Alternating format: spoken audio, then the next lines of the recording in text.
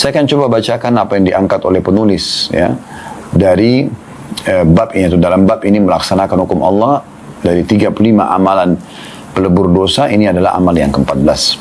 Beliau mengangkat dalil pertama dari hadis Ubadah bin Samit radhiyallahu anhu.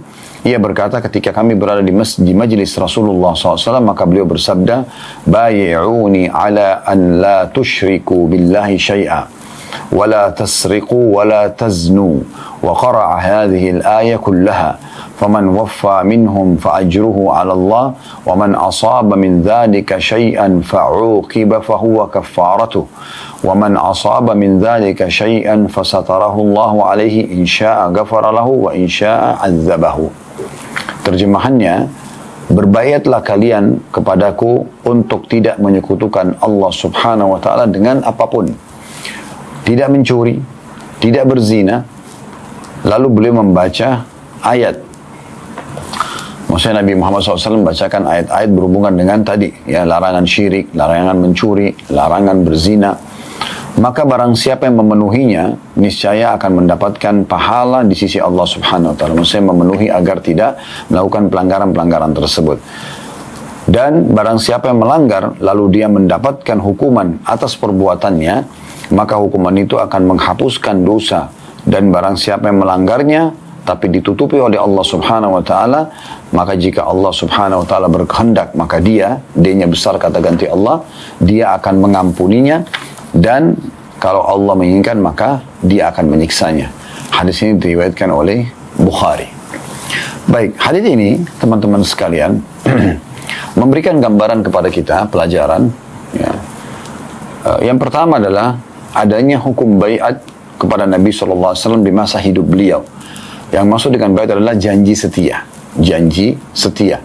Baginda Nabi SAW ya, di awal-awal fase Mekah, pada saat beliau sedang mencari dukungan, dan kebetulan waktu itu ya ada sahabat-sahabat dari Madinah yang datang di musim haji dan akhirnya beriman pada beliau. Ya, tadinya mereka penyembah berhala, orang-orang musyrik.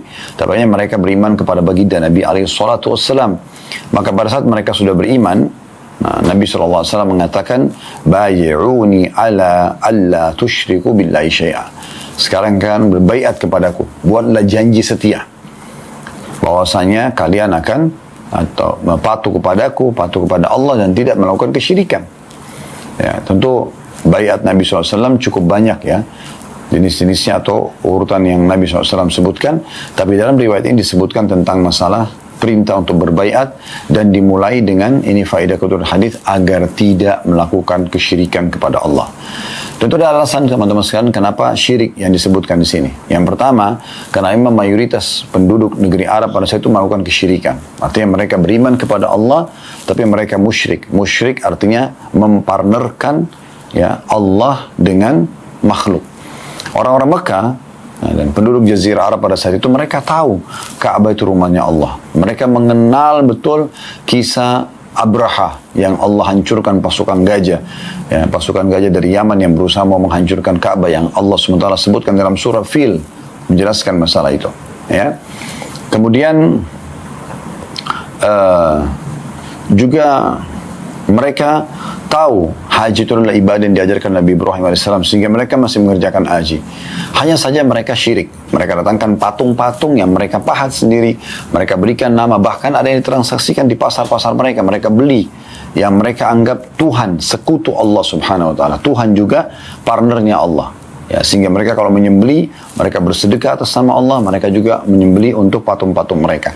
Mereka berdoa kepada Allah, mereka juga berdoa kepada patung-patung tersebut. Ya, maka ini namanya syirik. Ini namanya syirik. Maka Nabi SAW menitik beratkan di baiat yang pertama sekali beliau tekankan adalah jangan berbuat syirik kepada Allah. Ya. Dari sisi lain, selain memang itu adalah kebiasaan masyarakat penduduk Jazirah Arab pada saat itu berbuat kesyirikan, dan ini adalah induk dosa besar. Ya, Allah sangat benci dengan kesyirikan karena Allah mengatakan dalam hadis qudsi, kata Nabi SAW, Allah berfirman, "Ana agna syuraka ani syirk." Ya, aku sangat berlepas diri dari sekutu-sekutu itu. Ya. Jadi Allah SWT tidak butuh semua itu. Siapa yang menyekutukan aku dengan sesuatu apapun, maka aku akan tinggalkan dia dengan kesyirikannya. Allah itu esa, tunggal, ya. Allah itu maha segalanya, maha kuat, maha perkasa, maha kaya, maha luas rahmatnya, maha berat siksaannya. Allah subhanahu wa ta'ala zat yang maha sempurna, ya. Maka tidak butuh sekutu. Oleh karena itu ini yang dititik beratkan gitu. Nah, selain penduduk Jazirah Arab yang banyak melakukan kesyirikan, sisi yang lain memang syirik ini adalah induk dosa besar. Sehingga memang harus itu yang paling pertama ditekankan kepada orang-orang yang masuk Islam, terutama di masa itu. Di masa sekarang tentunya, orang kalau masuk Islam, kita tidak perlu membaiatnya seperti ini. Cukup kita jelaskan tentang kewajiban dia apa, ya, yang wajib apa saja dari rukun Islam setelah syahadat, menjaga sholat 5 waktu, menjaga puasa Ramadan, mengeluarkan zakat, kalau mereka memenuhi syaratnya, dari orang kaya kepada orang miskin, kemudian haji sekali seumur hidup bagi yang mampu. Maka mereka fokus ke hal-hal seperti ini tentunya. Kalau kita mengetahui misalnya di wilayah yang dia hidup atau di kota yang dia hidup memang ya mereka terbiasa dengan perbuatan syirik, di situ kita ingatkan.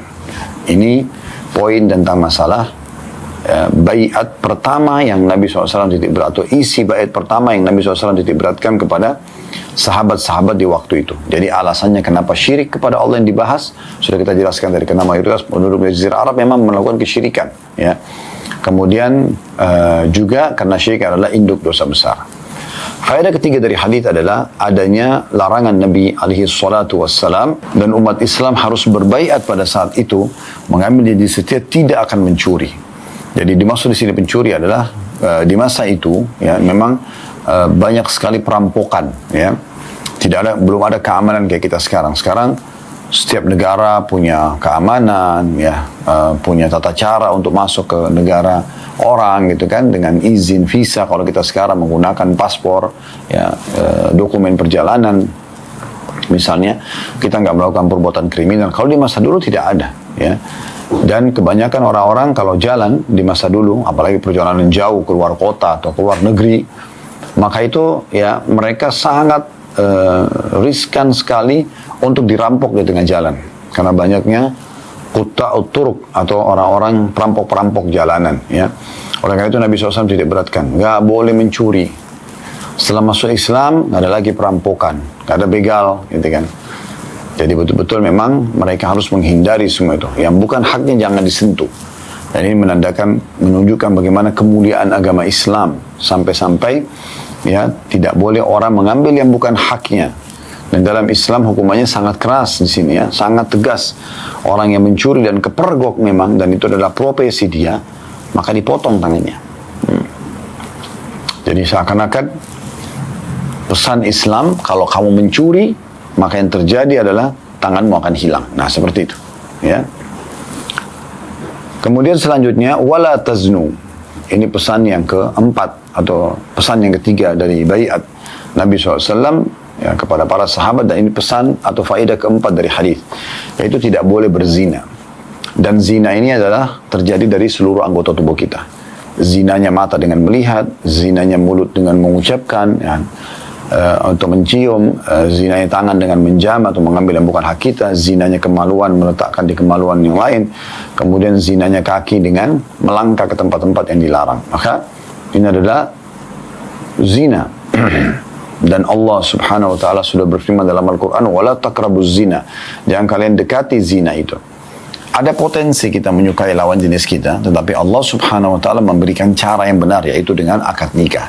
Setelah akad nikah, Anda silahkan melakukan interaksi biologis sepuasnya, ya, sebanyak Anda inginkan, memiliki keturunan, semuanya jadi halal. Tapi nggak boleh melakukannya dengan cara yang tidak disyariatkan oleh Allah subhanahu wa ta'ala. Itu yang dikenal dengan zina. Karena kalau cara yang disyariatkan adalah nikah, adalah menikah. Nah, ini peringatan-peringatan, ya, dari Nabi SAW dalam baiatnya, Kita ingin titik beratkan teman-teman sekalian, kembali lagi ke 3 larangan ini. Perbuatan syirik kepada Allah subhanahu wa ta'ala dibagi 2 oleh para ulama. Ada syirik besar, ada syirik kecil. Syirik besar betul-betul menyekutukan Allah dengan benda-benda atau makhluk seperti orang-orang Mekah lakukan. Mereka sembah Allah, mereka tawaf di Ka'bah, mereka tahu Ka'bah adalah rumah Allah, tapi mereka masih mendatangkan patung sebagai sekutu bagi Allah. Ini syirik besar, ya.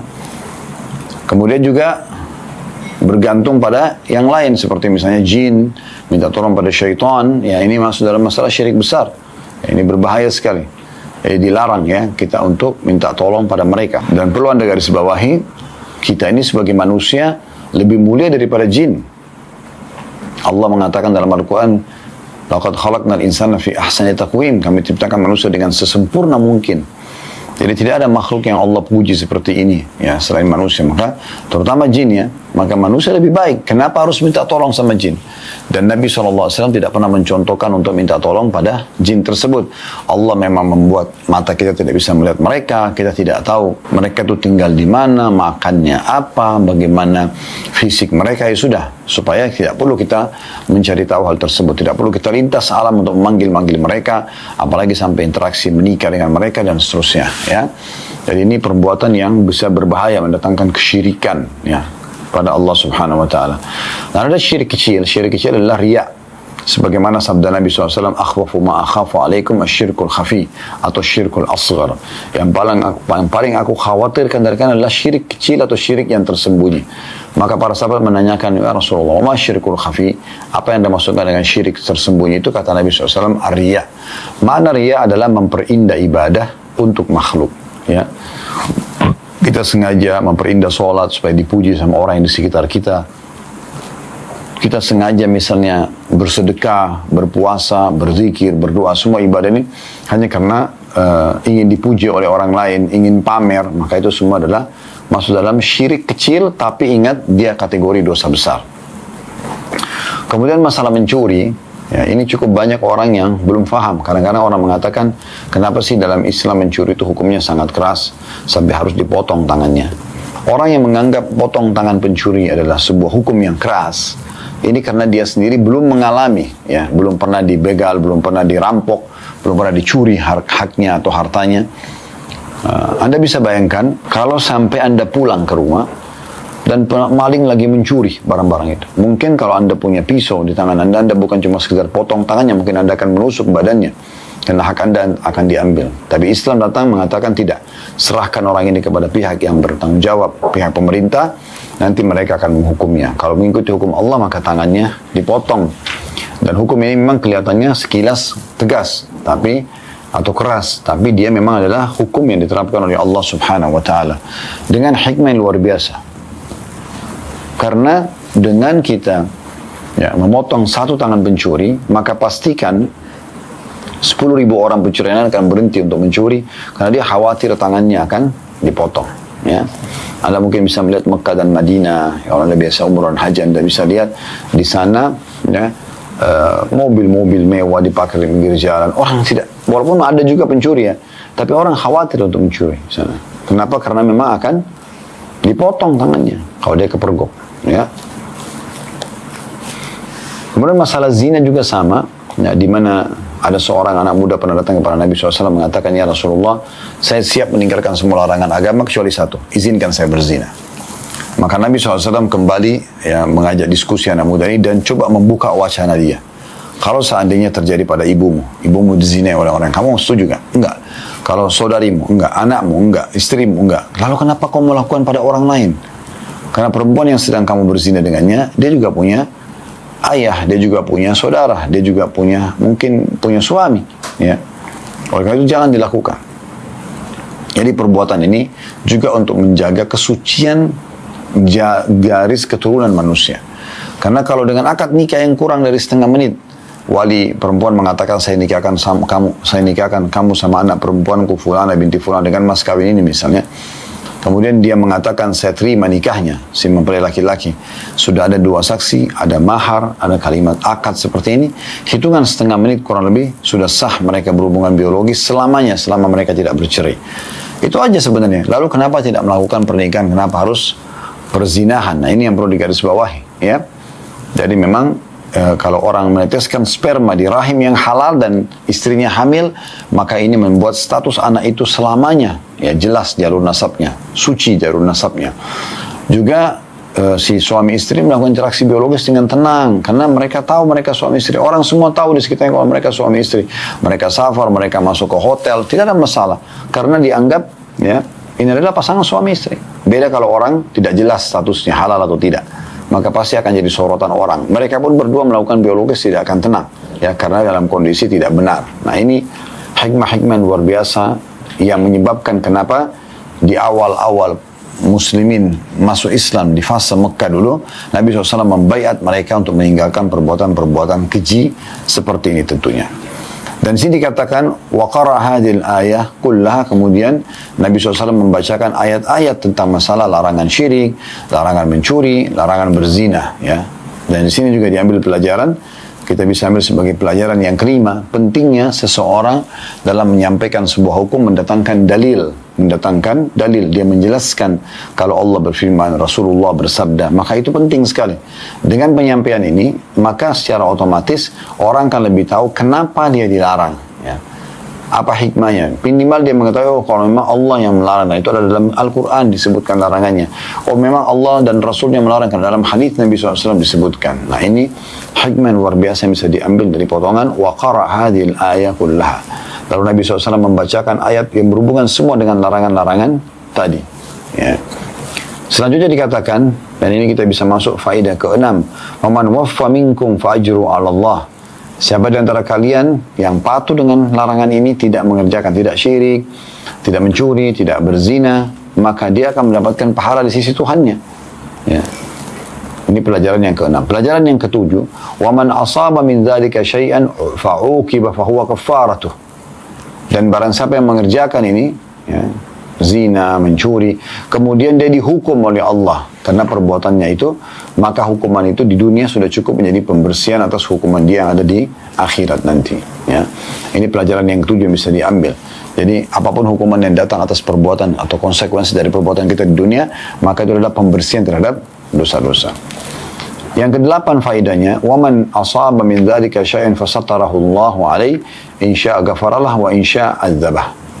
Dan siapa yang berbuat dosa itu, tapi Allah Subhanahu wa taala tutupi, malah tidak ada yang tahu, tidak terbongkar aib tersebut, maka itu akan kembali kepada masyiatillah. Nah, ini ada istilah ahli sunnah wal jamaah, orang pelaku dosa besar tahta masyiatillah, di bawah naungan Allah.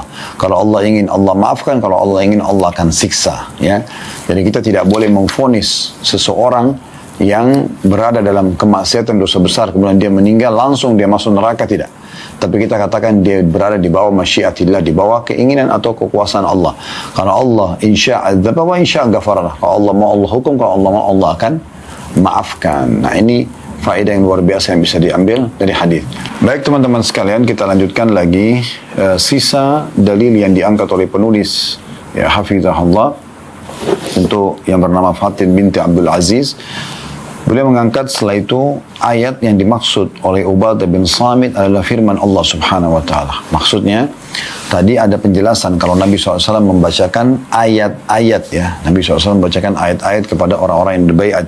Nah, ayat yang dimaksud adalah ini, disebutkan dalam surah Al-Mumtahinah ayat 12. Saya akan bacakan yang bunyinya, ya ayuhan nabiyyu idza ja'akal mu'minatu yubayi'naka 'ala alla yusyrikna billahi syai'an wa la yasrikna wa la yaznina wa la yaqtulna awladahunna wa la ya'tina bi buhtanin yaftarinahu baina aydihinna wa arjulihinna wa la ya'sinaka fi ma'rufin fabayi'hunna wastaghfir lahunna Allah innallaha ghafurur rahim. Hai Nabi, apabila datang kepadamu perempuan-perempuan yang beriman untuk mengadakan janji setia, bahwa mereka tidak akan mempersekutukan sesuatu pun dengan Allah Azza wa Jal, tidak akan mencuri, tidak akan berzina, tidak akan membunuh anak-anak mereka, tidak akan berbuat dusta yang mereka adakan antara tangan dan kaki mereka, dan tidak akan mendurhakai dalam urusan yang baik, maka terimalah janji setia mereka dan mohonkanlah ampunan kepada Allah Subhanahu wa taala untuk mereka. Sesungguhnya Allah Subhanahu wa taala Maha Pengampun lagi Maha Penyayang. Ini ayat tadi yang dimasukkan dalam riwayat sebelumnya kalau Nabi SAW membacakan ayat ini. Sabda Nabi SAW, barang siapa yang memenuhinya, niscaya akan mendapatkan pahala di sisi Allah Subhanahu wa taala. Maksudnya adalah, barang siapa yang memenuhinya dan tidak melakukan perbuatan-perbuatan dosa tersebut, niscaya Allah Subhanahu wa taala akan membalasnya dengan pahala yang sebaik-baiknya. Maksudnya ini masih menjelaskan makna hadis tadi yang sudah kita sebutkan di sesi awal pengajian kita. Adapun sabda Nabi SAW, barang siapa yang melanggarnya, lalu ia mendapatkan hukuman atas perbuatannya, maka hukuman itu menjadi penghapus dosanya. Maksudnya, barang siapa yang mengerjakan perbuatan dosa tersebut, lalu ia mendapatkan hukuman atas perbuatannya, dengan dilaksanakan hukum hudud atasnya. Misalnya, pencuri dipotong tangannya, berzina dicambuk kalau dia belum menikah, kalau sudah menikah dirajam misalnya, maka hukuman tersebut akan menghapus dosa-dosa yang telah dia lakukan. Maksudnya tidak lagi hukumannya di akhirat. Al-Qadhi Iyad, seorang ulama yang masyhur di kalangan kaum salaf dulu, mengatakan bahwa sebagian besar para ulama berpendapat bahwa hudud atau pelaksanaan hukum Allah subhanahu wa ta'ala adalah penghapus dosa dengan dalil hadis ini. Dan jumhur ulama berpendapat bahwa orang yang bertaubat tidak dihukum, tapi hendaklah dia tidak merasa aman dari siksa Allah subhanahu wa ta'ala karena dia tidak tahu apakah taubatnya diterima atau tidak. Jadi saya pertegas lagi, yang dimaksud di sini, kalau misalnya ada pencuri, dalam Islam kalau dia kepergok mencuri, hukumnya adalah dipotong tangannya. Kalau dia sudah dipotong tangannya, proses hudud ini, hukuman fisik yang Allah tentukan dalam syariatnya dijatuhkan pada orang yang sudah melakukan perbuatan yang mendatangkan hukuman tersebut, maka berarti tidak lagi hukuman di akhirat. Ya, itu di saat pun dia kepergok, ya, kepergok mencuri, kepergok berzina. Jelas indikasinya dia melakukan itu secara sengaja, maka kenalah hukuman ini dan akan jadi pembersihan terhadap dosa-dosanya. Tapi bagi orang yang tidak kepergok, misal Anda pernah berzina, Anda pernah mencuri, dan Anda tidak ketahuan, Allah masih tutupin itu, ya, tidak ada yang tahu. Maka kalau zina Anda taubat kepada Allah subhanahu wa ta'ala, dan jangan ulangi lagi. Kalau mencuri Anda selain taubat kepada Allah subhanahu wa ta'ala, Anda mengembalikan haknya orang yang pernah Anda curi, atau Anda minta keridhaannya supaya tidak lagi hukuman pada hari kiamat. Nah, ini akan diterima tobatnya walaupun dia tidak disiksa secara fisik, ya, tidak kena hukum hudud atau pemotongan tangan karena dia mencuri misalnya, atau dicambuk sebelum dia, kalau dia belum menikah bagi pezina, dan dirajam bagi pezina yang sudah menikah. Nah, gitu. Nah, dia bisa tidak, kalau dia tidak kena ini dan Allah nutupin kesalahan dia, tetap dia harus taubat kepada Allah subhanahu wa ta'ala. Baik, kita kembali kepada ayat tadi, Al-Mumtahinah ayat 12, ya. Di sini perintah Allah subhanahu wa ta'ala kepada Nabi-Nya Muhammad sallallahu alaihi wasallam, kalau datang orang yang hijrah kepada beliau, laki-laki ataupun perempuan, dan di sini kebetulan memang adalah kaum wanita yang datang untuk berbaiat kepada Nabi sallallahu alaihi wasallam. Maka Allah subhanahu wa ta'ala menitik beratkan, janji setia yang kau ambil hai Muhammad, ingatkan mereka agar jangan menyekutukan aku dengan siapapun. Aku ini Maha Esa, kata Allah SWT. Aku ini Maha Tunggal, Maha Kuasa, Maha Kaya. Tidak butuh sekutu. Sebagaimana sudah kita jelaskan tadi. Kemudian, mereka tidak boleh mencuri. Sudah kita jelaskan di masa itu, ya, pencurian itu merajalela sekali. Termasuk perampokan jalan misalnya. Ya, wanita pun biasa terjerumus dalam perbuatan ini. Kemudian, tidak boleh berzina. Karena biasa umumnya yang jadi pelacur adalah para wanita, ya. Walaupun tidak semua, banyak yang mulia. Tapi yang menawarkan diri biasanya jadi pelacur kaum wanita. Maka diingatkan, tidak boleh berzina. Laki-laki pun tidak boleh berzina. Ya, dilarang tentunya. Sudah kita jelaskan dari secara umum. Tapi ayat ini kena turun pada para wanita. Maka ayat ini menekankan juga mereka jangan berzina. Kemudian di sini ada tambahan larangan, ya, dalam ayat yang dalam hadis tadi tidak disebutkan. Yaitu tidak boleh aborsi. Tidak boleh menggugurkan bayi. Ya, apakah itu hasil zina ataupun dari pasangan halal. Anak zina saja nggak boleh digugurin, ya. Apalagi kalau sampai dia adalah dari pasangan halal, dari suami yang halal. Karena tidak boleh sama sekali kita menggugurkan apa yang sudah Allah ciptakan, ya.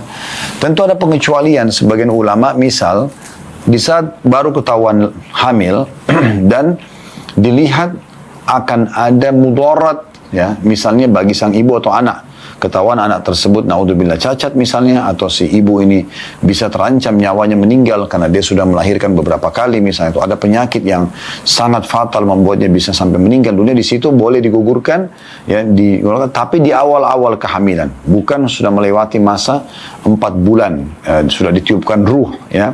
Itu pun pembahasan ulama sangat terbatas dalam masalah ini, ya, tidak dibuka semua. Tapi intinya aborsi dilarang dalam Islam, nggak boleh. Sebagaimana pernah ada perempuan di masa Nabi SAW, dia sudah ada suami, tapi dia selingkuh, dia melakukan perzinahan, wa na'udzubillah. Lalu dia taubat kepada Allah SWT. Namun dia hamil. Di sini tidak digugurkan bayinya. Bahkan Nabi SAW suruh dia melahirkan dulu dan memberikan hak anak tersebut. Karena yang salah ya, orang tuanya bukan anaknya, nah tidak ada salahnya, ya. Ini penting untuk digarisbawahi. Kemudian juga ada tambahan di sini, ya, selain tidak boleh syirik kepada Allah, tidak boleh mencuri, tidak boleh berzina, dan tidak boleh aborsi atau membunuh anak atau menggugurkannya, juga ada tambahan yang kelima, mereka tidak boleh sengaja mendatangkan kedustaan, ya, kedustaan di sini yang kelima, baik itu dengan tangan ataupun kaki mereka, ya. Jadi apapun jenisnya yang dia lakukan dengan tangannya, menunjukkan manipulasi atau kebohongan, atau dengan lisannya, atau dengan langkah kakinya. Seakan-akan dia mau ke sana tapi sebenarnya dia ke tempat lain misalnya. Ini semua tidak dibolehkan dalam Islam. Seorang mukmin harus jelas semua apa yang nampak di wajahnya, itulah yang ada dalam hatinya. Itu pesan, ya, yang kelima.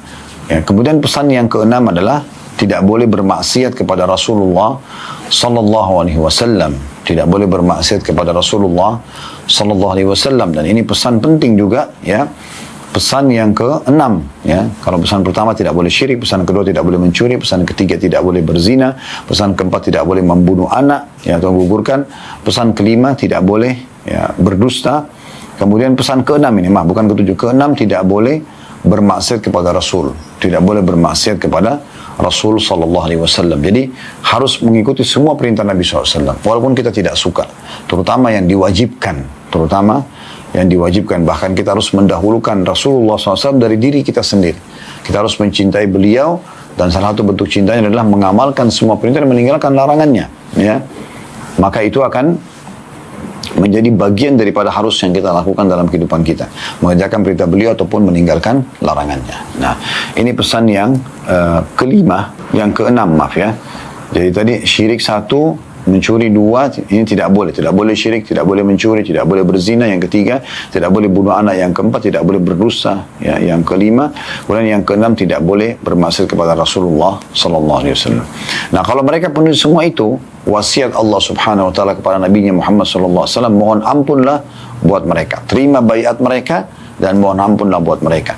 Nah, dari sini ada sebuah pelajaran yang bisa kita ambil, yaitu bagaimana orang-orang yang baru taubat, berusaha untuk kembali ke jalan Allah Subhanahu wa taala, selain Anda pandu dia bagaimana taubat yang benar, seperti Imam Nawawi rahimahullah katakan, taubat itu dengan cara, ya, meninggalkan dosa itu seketika, terutama dosa besar, ya. Lagi zina berhenti, lagi mencuri berhenti, lagi berbohong berhenti, lagi riba berhenti. Kemudian yang kedua menyesali, dan yang ketiga berjanji sama Allah tidak akan mengulanginya. 3 syarat ini kalau dipenuhi, kata Imam Nawawi rahimahullah, taubatnya akan diterima. Ini sudah kita singgung 2 bab yang lalu, ya, di bab taubat, dan kita ulangi juga penjelasannya kalau tidak salah di bab yang lalu tentang masalah istighfar. Nah, kalau dia sudah penuhi itu, maka akan terpenuhi taubatnya. Dan Anda juga mohon ampun, ya Allah maafkanlah saudaraku ini misalnya, ya, gantilah dosa-dosa menjadi pahala. Itu bagian daripada hal yang diperintahkan Allah Subhanahu wa taala kepada Nabi Muhammad sallallahu alaihi wasallam. Maka Anda pun bisa begitu. Bagi teman-teman yang Anda kenal baru hijrah, baru taubat, Anda doakan kebaikan buat mereka, mohon ampun buat mereka, ya, di masa mereka hidup ataupun mereka sudah meninggal dunia, ya. Abu Darda radhiyallahu anhu memiliki 36 orang yang beliau cintai secara khusus, ya, karena Allah SWT, lalu beliau selalu doakan dan mohon ampun untuk mereka tanpa mereka mengetahuinya, untuk mengejar pahala dari perintah Nabi SAW. Dan salah satu doa mustajab adalah doa seorang muslim untuk saudaranya ala dhahril ghaib, sementara saudaranya tidak mengetahui masalah itu. Nah, ini kurang lebih bahasannya insyaAllah, dan kita akan lanjutkan ke depannya nanti amal ke-15, masalah musibah yang menimpa seorang muslim.